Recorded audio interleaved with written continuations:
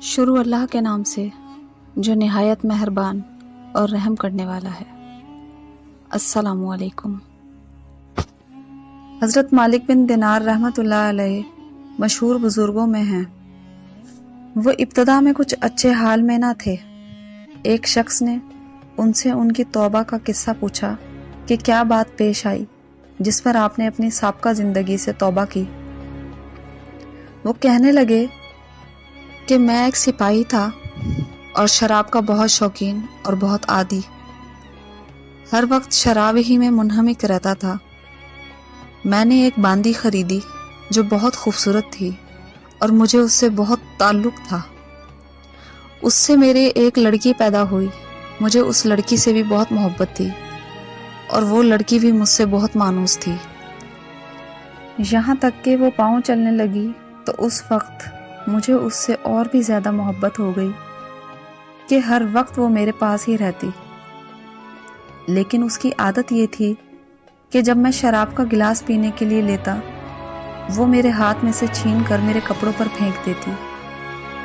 मोहब्बत की ज़्यादती की वजह से उसको डांटने को दिल ना मानता था।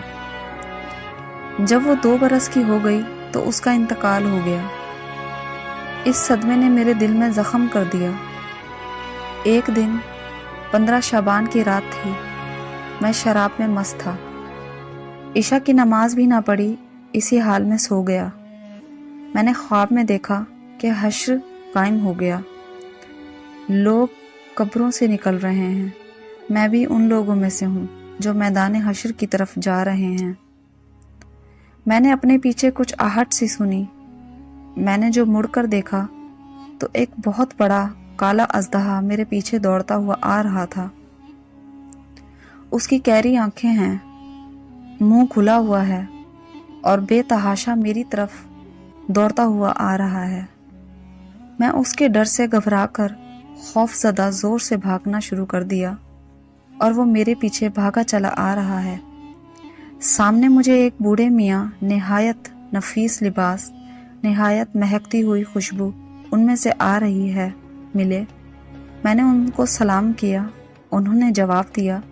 मैंने उनसे कहा, खुदा के वास्ते मेरी मदद कीजिए।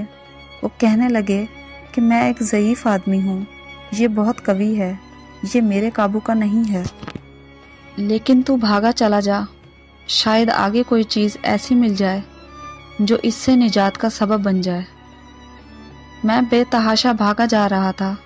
मुझे एक टीला नज़र पड़ा। मैं उस पर चढ़ गया, मगर वहाँ चढ़ते ही मुझे जहन्नुम की दहकती हुई आग उस टीले के परे नज़र पड़ी। उसकी दहशतनाक सूरत और उसके मंजर नज़र आए। उन सब हालात के देखने के बावजूद उस सांप की इतनी दहशत मुझ पर सवार थी और इसी तरह भागा जा रहा था कि मैं करीब ही था कि जहन्नुम के घड़े में जा पड़ूं। इतने में एक ज़ोर की आवाज़ मुझे सुनाई दी। कोई कह रहा है, पीछे हट, तू उन जहन्नुमियों में से नहीं है। मैं वहां से फिर पीछे को दौड़ा। वो सांप भी मेरे पीछे को लौट आया। मुझे फिर वो बड़े मियाँ सफ़ेद लिबास नज़र में आए। मैंने उनसे फिर कहा कि मैंने पहले भी दरख्वास्त की थी कि इस अजदहे से किसी तरह मेरी जान बचाएं। आपने कबूल ना किया। वो बड़े मियाँ रोने लगे और कहने लगे, मैं बहुत ज़ईफ़ हूँ, ये बहुत कवी है, मैं इसका मुकाबला नहीं कर सकता। अलबत्ता सामने ये एक दूसरी पहाड़ी है, इस पर चढ़ जा। उसमें मुसलमानों की कुछ अमानतें रखी हैं। मुमकिन है तेरी भी कोई ऐसी चीज़ अमानत रखी हो जिसकी मदद से इस अजदहे से बच सके। मैं भागा हुआ उस पर गया और वो अजदहा मेरे पीछे पीछे चला आ रहा है। वहाँ मैंने देखा एक गोल पहाड़ है। उसमें बहुत से ताक मतलब खिड़कियां खुली हुई हैं। उन पर पर्दे पड़े हुए हैं। हर खिड़की के 2 कवाड़ हैं सोने के, जिन पर याकूत जड़े हुए हैं और मोतियों से लदे हुए हैं, और हर किवाड़ पर एक रेशमी पर्दा पड़ा हुआ है। मैं जब उस पर चढ़ने लगा तो फरिश्तों ने आवाज़ दी कि किवाड़ खोल दो और पर्दे हटा दो और बाहर निकल आओ। शायद اس پریشان حال کی کوئی امانت تم میں ایسی ہو جو اس وقت اس کو اس مصیبت سے بچا دے۔ اس آواز کے ساتھ ہی ایک دم کواڑ کھل گئے اور پردے اٹھ گئے اور اس میں سے چاند جیسی صورت کے بہت سے بچے نکلے، مگر میں انتہائی پریشان تھا کہ وہ سانپ بالکل میرے پاس ہی آ گیا تھا۔ اتنے میں وہ بچے چلانے لگے، ارے تم سب جلدی نکل آؤ، وہ سانپ تو اس کے پاس ہی آ لیا۔ اس پر فوجیں کی فوجیں بچوں کی نکل آئیں۔